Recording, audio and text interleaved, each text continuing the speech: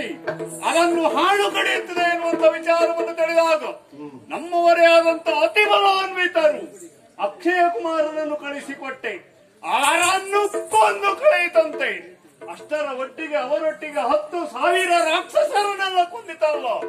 ಹಾಗಾದ್ರೆ ಅದು ಸಾಮಾನ್ಯ ಕಪಿಯೆನ್ನುವುದಾಗಿ ಭಾವಿಸಿ ಅದನ್ನು ಹಿಡಿತರುವುದಕ್ಕಾಗಿ ನನ್ನ ಮಗನಾದ ಇಂದ್ರಜಿತ್ತನ್ನು ಕಳಿಸ್ತೇನೆ. ಮಗನೇ ಇಂದ್ರಜಿತ್,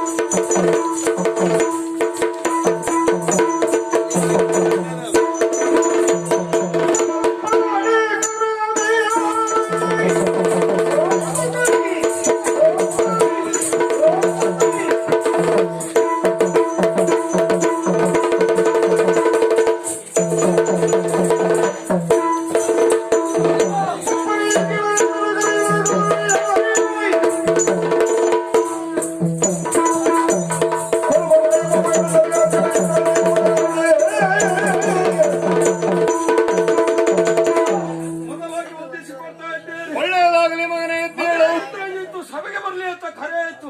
ಕರೆಗೆ ಹೋಗ್ಬಿಟ್ಟು ಬಂದಿದ್ದೇನೆ.